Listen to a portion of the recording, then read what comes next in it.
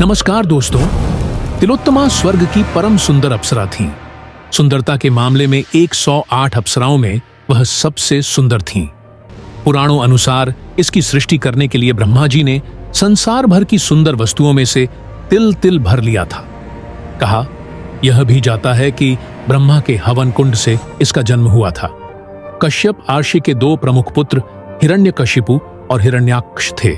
हिरण्यकशिपु के वंश में निकुंभ नामक एक असुर उत्पन्न हुआ था, जिसके सुंद और उपसुंद नामक 2 पराक्रमी पुत्र थे। यह दोनों पुत्र बड़े ही शक्तिशाली थे। इसकी शक्ति तब और बढ़ गई थी जब इन्होंने त्रिलोक्य विजय की इच्छा से विंध्यांचल पर्वत पर घोर तप किया। उनके तप से प्रसन्न होकर ब्रह्मा जी ने उन्हें वर मांगने का कहा।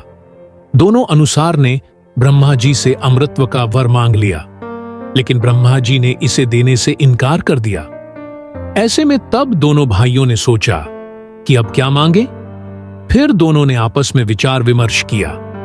दोनों ने सोचा कि वे दोनों ही भाई आपस में कभी लड़ते नहीं हैं, हमेशा प्रेम से रहते हैं और दोनों एक दूसरे से अथाह प्रेम करते हैं। उनको पूर्ण विश्वास था कि वे कभी भी एक दूसरे के खिलाफ कुछ भी नहीं करेंगे। इसीलिए यही सोचकर उन्होंने ब्रह्मा जी से कहा कि उन्हें यह वरदान मिले कि एक दूसरे को छोड़कर अस्त्रिलोक में उन्हें कोई भी नहीं मार सके। ब्रह्मा ने कहा तथास्तु। ब्रह्मा से वरदान पाकर सुंद और उपसुंद ने त्रिलोक्य में अत्याचारों करने शुरू कर दिए, जिसके चलते सभी ओर हाहाकार मच गया।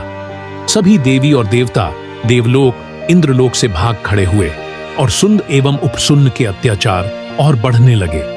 ऐसी विकट स्थिति जानकर ब्रह्मा ने दोनों भाइयों को आपस में लड़वाने के लिए तिलोत्तमा नाम की अप्सरा की सृष्टि की। ब्रह्मा से आज्ञा पाकर तिलोत्तमा ने सुन्न और उपसुंद के निवास स्थान विंध्य पर्वत की ओर प्रस्थान किया। एक दिन तिलोत्तमा को दोनों भाइयों ने टहलते हुए और गाते हुए देखा और दोनों ही उसे देखकर सुध बुध खो बैठे।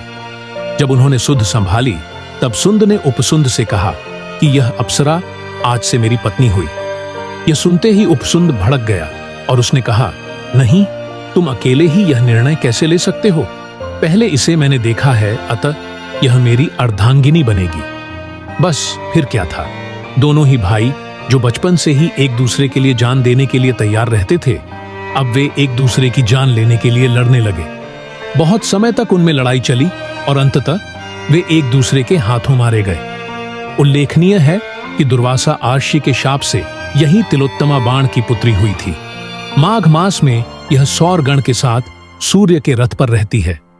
दूसरी मान्यता अनुसार तिलोत्तमा आश्विन मास, वायु पुराण के अनुसार माघ में अन्य 7 सौरगण के साथ सूर्य के रथ की मालकिन है।